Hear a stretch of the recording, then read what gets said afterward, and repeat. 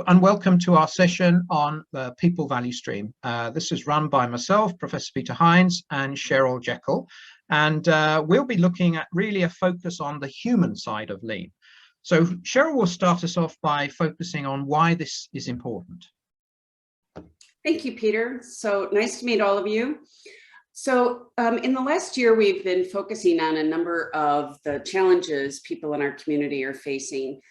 Some of those have come from the pandemic, and there certainly has been a lot of shifts in how people are working, and that has then created new ways that organizations are needing to meet shifts in needs and what people are looking for from their work.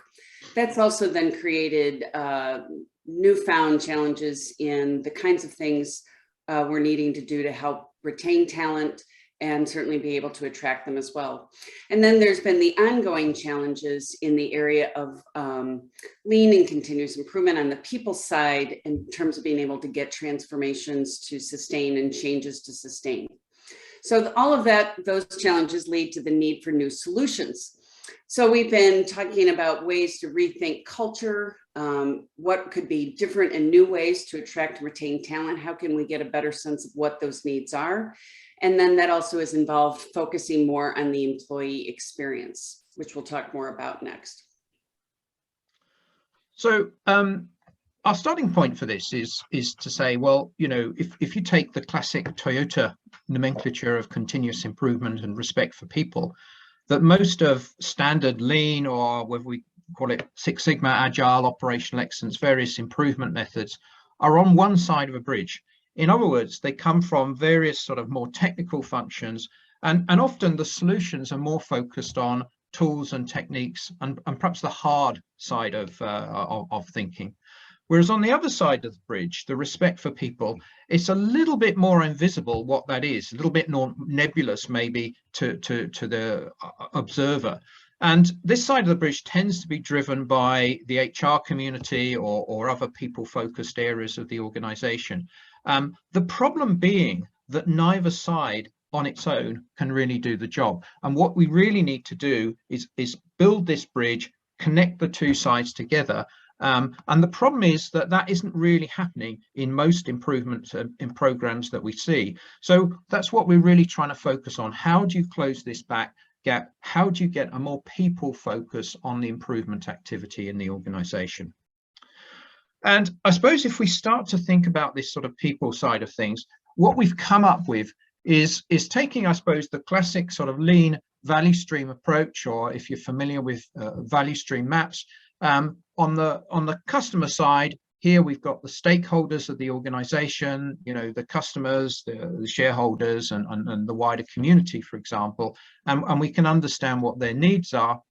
And the equivalent of production control is the role of HR. So HR in sort of managing people in the organization. And then if we think about the physical flow, we have to start with the needs of the individuals themselves, the blue circle here, and then the flow as they develop themselves, as they grow, as become more talented, much more useful for the organization, more motivated, etc. In other words, moving towards various goals within their team and for their line managers and so forth, which obviously as we improve, it achieves the goals for the organization. The problem being that actually we don't really think about this in this way. Most sort of HR is more sort of functionally orientated or sub-functions, and hence we haven't really got this flow for the individual, certainly not from the individual's perspective. Which is why, as Cheryl was saying, we're seeing this great resignation, because people over COVID are reflected on what they're doing in their organization, and perhaps they're not really happy in the roles, etc. So some of the thinking in this stretches back over 150 years to the work of a person called Samuel Smiles, who is supposedly the most influential person in the original setup of the Toyota organization, and his book Self-Help, which was really about how do you create self-reliance in the individuals. So rather than the organization creating and engaging people, how do you actually get that internal motivation from the individual themselves? And that is at the essence of Toyota's respect for people and the approach that we'll be talking about over these next few minutes. So a starting point from that is actually seeing the organization from the individual's perspective, not just from the organization. So obviously we have strategy and direction and, you know, the North Star and so forth, and then we have strategy deployment. But in reality, what we're trying to do is we're trying to achieve the goal of the organization, which may or may not be aligned with the goal of the individual. So our thinking is creating meaning for the individual is a combination of what's meaningful for them, their values, their direction, what they're good at, etc., and identifying, if you like, their North Star, their purpose, their direction, etc., and combining that with the organization, as well as combining their beliefs and values with the organizational's values, beliefs, directions, etc., so that you actually get the purpose as well as the belief. In other words, the values are congruent with each other. And through this, you can actually create meaning. So meaning is really important for organizations in terms of what they're doing. And actually, to take this idea further, we have to look at some of how the brain actually works. So the brain is a multi-layered, very complex computing system, if you like. And the very highest level of the brain is the cortex. So this is the part of the brain we do all our smartest thinking in. So plan, do, check, act, DMAIC, root cause analysis, application of tools and techniques. All of this sits in this part of the brain. So in other words, a lot of the classic Lean and Six Sigma and so forth fits very much in the cortex. However, there is a problem here. The part below the cortex, if you like, the next layer down in terms of thinking, but actually the part of the brain we think within first, before we get to the context, is the limbic brain. So the limbic brain is where we feel and have emotions and so forth. So just think about yourself when you've gone through a strong experience. So think of a car crash or maybe an argument with someone at work or something like that. You probably don't engage the cortex, certainly not immediately. The first reaction is probably some strong emotional feeling of hurt, upset, anger, whatever it might be. And obviously feelings can be positive as well as negative. But if we're thinking about engaging people in the various activity, the improvement activity, for many people, they don't get past the limbic part of the brain. So in other words, if you have a negative viewpoint, I've seen this Lean stuff before and it didn't work in my last organization, or I don't get on with my boss particularly well, they don't actually engage the cortex. So we're not actually going to get improvement in the normal way. And equally well, over the time of your various improvement, your Kaizen activity, if you have a very negative incident with that individual, the limbic brain will override the cortex and you'll get that disengagement and issues around sustainability. So a lot of this, and if we think about how the typical Lean programs work, and this actually came to a somewhat of a surprise to me when I was doing some research on this, based on psychological theory, particularly the work of Ryan and Deci. And thinking about their work, what they were saying, what most of us as individuals are seeking out of work, life, whatever, is a high sense of autonomy. In other words, we want to be in charge. We want to at least have a say in what we're doing, the direction, the activity, and so forth. We're also looking for competence, but competence in our own terms. So in other words, not necessarily what the organization thinks we need to be competent in, but what we think we need to be competent in, which may or may not be the same. And the last one that we're interested in is relatedness. In other words, we want to be part of a community. We want to have a social environment. We want to interact with other individuals. And if you think about these various three things, and if we think about what we do in Lean, certainly less advanced Lean, we tend to have top-down management, standard work. We often push competencies. We're going to train everyone in a green belt, for example. And we have a focus on perhaps only the job, not the wider time that we're at work, which is where many of these connections are relatedness. So in other words, the coffee breaks, the lunch break, the after work activities and so forth. So there's many aspects that lean actually don't shape up too well. However, there are, of course, areas where lean is very positive psychologically in terms of bottom-up ideas, team-based problem solving, and so forth. So if you just think about lean for a minute and think we're primarily trying to get rid of waste and we're trying to solve problems, both of those are right negative in their psychology. So instead of thinking about opportunities and developing the individual, which is where we think is more fruitful for this right organization. So that's a little snapshot about the people. And then in terms of the development of people, or put it in lean terms, removing the waste of human potential, then we have to think about how we develop and improve the individual. So we start with what the individual wants. We start with the learning and skills and progressing in the role. We think about the values and how we align those and create congruence with the organization. We think about how we can get greater autonomy and let the individual take responsibility and accountability for driving success, participating in a team, getting this connection with other people, giving and receiving and support and recognition, very psychologically positive environment we're trying to create, participating in the wider community inclusion, both inside the organization and in the wider community. And lastly, and certainly in our present environment, perhaps one of the most important is the developing the mental and physical well-being. The levels, particularly of mental stress and mental illness, are extraordinarily high at the moment. And that may be an area that we particularly need to focus on with individuals throughout their career. So really what we're trying to do is understand these flows. And if you like, we're trying to turn the organization upside down. So you've probably seen a picture a little like this. It's probably well known in the lean world of moving from the classic traditional organization to an upside organization where the autonomy lies with the team member and the support is the tiers of leaders sitting underneath that. However, our belief is that most of the approach that we see in the lean world talks about this, and it's all very nice, but doesn't really address this because it's only addressing some of the things that the leaders need to do.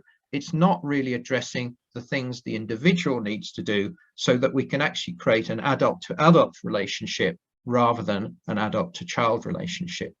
So many of the things that we need to do is not just focus on the individual, we need to put this support structure in place. And the primary two areas for the support is within the HR, or whatever we're going to call HR, maybe people, and in the leadership. So Cheryl's going to explain a little bit more about those areas. Thank you, Peter. So as we then work as from the point of view of personal meaning being the core element that we're seeking from a employee experience point of view, we want to look at some shifts in the way HR would function. And a few of those would be in terms of taking things that HR typically might be working with or own and shifting to them to a more individual orientation. So for instance, we might start with first focusing on learning and development. Now that's not new, but we would have an enhanced focus on is each individual having the learning and development that they're needing and looking for, instead of, again, more of that we've put out learning programs, we've put people through training. It's really more, are they actually learning and developing on a person by person basis? We'd also want to be thinking more about clarity and career paths. And from the point of view of self-reliance, it's not just, is there a path? Did somebody come up and promote me? Did I do the right things? That somehow I'm not sure if I'll get promoted. I'm not sure what my path is. We're realizing people want a lot of clarity and a lot of sense that they can help create the careers they're looking for. So it has more to do with how can they help make that happen. And so then the need for HR is to make sure there's a lot of clarity and a lot of sense of choice and people being able to move on their own. We also want to be looking at more and more ways to create community inclusion. As we become clearer and clearer that it's a core human need, we want to be looking at all the different avenues that HR could support to give more and more ways for that to happen. Now, in terms of the area of engagement, much of my career has been in the field of HR, and over the decades, it's always seemed oftentimes that HR owned the engagement survey, hence the follow-up process, the idea being somehow HR through its role can somehow improve engagement levels. And yet we really know this isn't true. One of the great parts of working from the point of the employee experience is realizing it's the team members that need to assess their own sense of engagement. They need to identify what has them disengaged. They need to take actions to help change things. So they might be proposing what they want to change, but they need to have a very active role in creating the circumstances and dynamics that create engagement. You can't actually engage them. We have to just create environments they can engage themselves. And the last thing we're going to mention here is this idea of supporting both psychological and physical safety. These are both core elements and core needs for humans to be able to prosper and certainly be able to perform at much higher levels. So there's quite a bit to the idea of all the dynamics it would take to support very high levels of safety so that people would challenge the status quo, innovate, do new things, take more risks, those kinds of things. Next, we're going to touch on what then, if that's what's shifting for HR, what shifts for leadership. So one thing, again, it's not really a new, it has a different kind of shift to it, is establishing the why as the foundation. That becomes a focal point. If personal meaning is core, then so is making sure they're connected to the company. We also want to be thinking about how the team, putting more and more attention that the leadership role is to develop team member abilities, not to solve the problems, but to help them solve them. And also certainly being able to protect psychological safety and having a really in-depth understanding of what that means, what goes into it, and what is the leadership role in creating a psychologically safe environment for high performance. And again, not a new idea to connect people to the vision and align efforts, but we're looking at this more, what does it look like more bottom up than top down? So we're used to thinking of how strategies cascade through. Instead, how do we really make sure people, it's bubbling up from the bottom? Which again, I guess is the top, not the bottom. All right, so then we have the team is really a customer of the people value stream. So we've been talking about the individuals. Obviously, when individuals are grouped together in teams, they have their own sets of team needs. And both the team and the leadership dynamics work together to deliver then leading indicators in terms of supporting that individual experience getting improved. As that experience is improved, we expect to see that in individual skills and competencies, individual behaviors, engagement, again, less about what's just the overall score and really what is the level of engagement per person.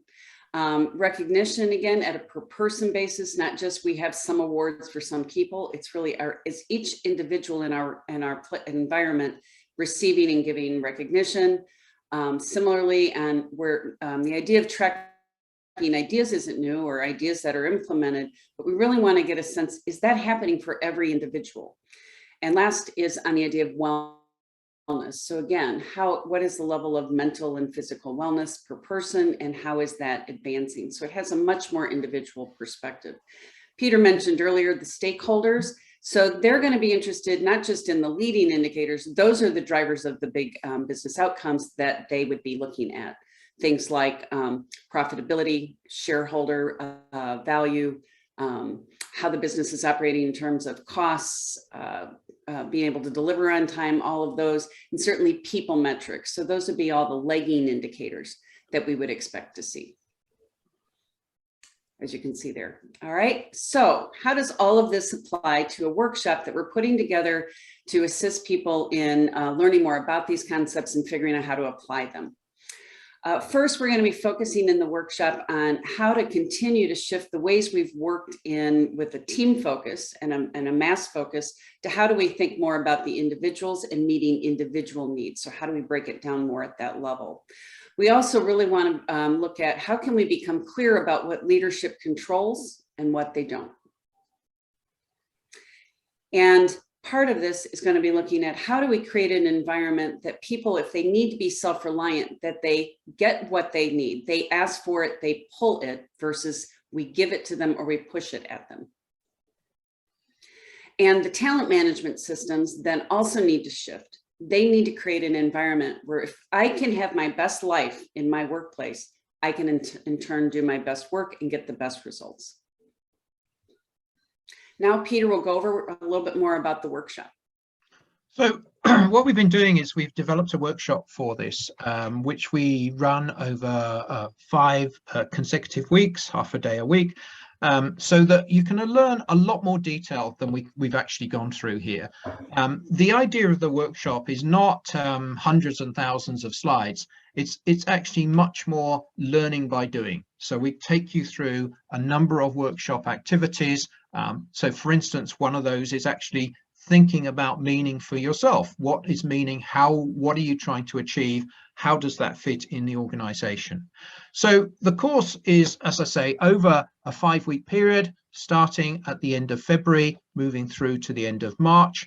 And we will be running that online in the afternoons, UK time, in the morning, US time. And we hope you can join us. So thank you for listening, and hope to see you soon.